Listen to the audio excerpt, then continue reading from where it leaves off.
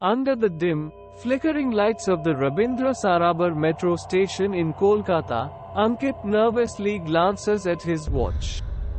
It is almost midnight. The last metro would be coming any time now.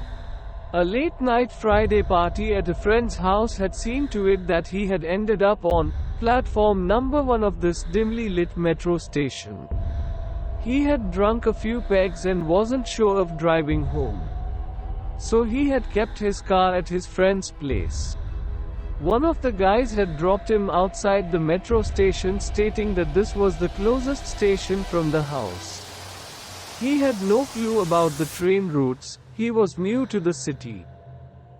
Before departing, the friend had looked at him and said, "Please board a compartment with a few people in it.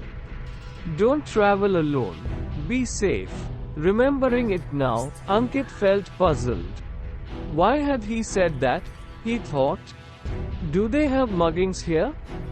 Ankit's reverie is broken by the arrival of the metro train. It slows down to a halt. Remembering his friend's words, he looks into the compartment opposite him. There is no one inside. He quickly moves to the next. No one there as well.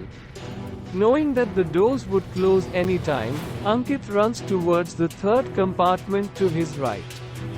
Thankfully, he sees someone sitting on the opposite side. He leaps into the compartment just as the doors close behind him.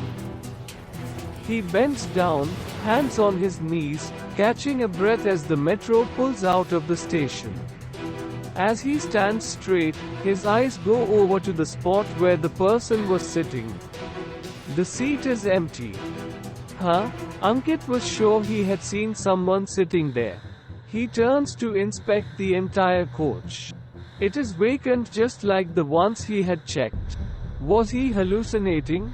Was it the booze? He takes a deep breath, trying to shake off the uneasy feeling.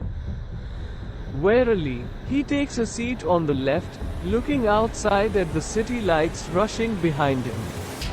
He vaguely registers his reflection in the window opposite. For some reason, he looks tired. A heavy feeling seeps in his chest. The night had been a tiring one for sure. As he is going over the events of the party, the lights in the coach flicker once, twice, and go out, plunging it into darkness. Seriously? Ankit curses out loud. The light coming from outside dimly illuminates the area around him. As his eyes fall over his reflection in the window, he becomes aware of a presence sitting next to him. In a fleeting second, Ankit realizes that it is the same person he had seen while boarding the coach. In the dark, he isn't able to make out their get-up, but he knows it's a woman. He wants to ask her where did she disappear and turns to talk to her. But there is no one beside him.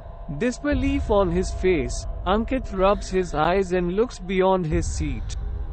The entire coach is empty. He looks in the window again, and there she is, sitting next to him, staring into the distance. Ankit loses his balance and falls down on the floor. His eyes glance over to the seat next to him. It is still empty. Is it the alcohol? Did they mix something in my drink? His mind is now alert. Still unable to believe what was happening, Ankit pushes himself up and looks into the window once again. Yes, he was still able to see her. Even more clearly now. He lets out a scream. The woman in the reflection slowly turns her head and looks at him. Ankit feels the heaviness in his chest reach a crescendo. All the things in life that didn't go his way come back to haunt him. He remembers his recent heartbreak and a groan escapes his lips. "No one loves me," he sobs. The woman in the reflection looks away. Slowly she gets up from the seat and walks towards the doors of the coach. And just like that, the doors open up even while the metro is running. And in the next instant, the woman leaps out of the train. A loud thud echoes across the coach. Ankit feels an inexplicable sadness wash over him. As the metro continues, slicing through the darkness, he hears a whisper, a raspy voice calling out his name. The voice seemed to be coming out from the darkness beyond the open doors of the coach. With glazed eyes that don't register anything else, Ankit pulls himself up and moves near the door. A strong gust of wind passes through the coach. And without batting an eyelid, Ankit jumps out of the train. The loud thud fills the empty coach again. But this time along with it, there is a distinct sound of laughter, a woman's laughter. Just like the many before him, Ankit became another victim of the evil presence that haunts the Rabindra Sarobar Metro Station, the most haunted station in Kolkata. But you remember the warning Ankit's friend said, at night, don't travel alone from that cursed station. Why? Oh, you never know who is coming for you.